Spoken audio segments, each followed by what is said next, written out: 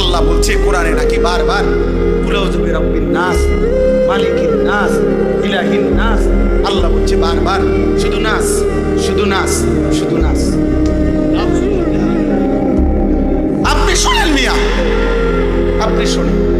আমি ব্যক্তিগতভাবে সারা দেশ জানে আমি কোনো রাজনীতির মানুষ না।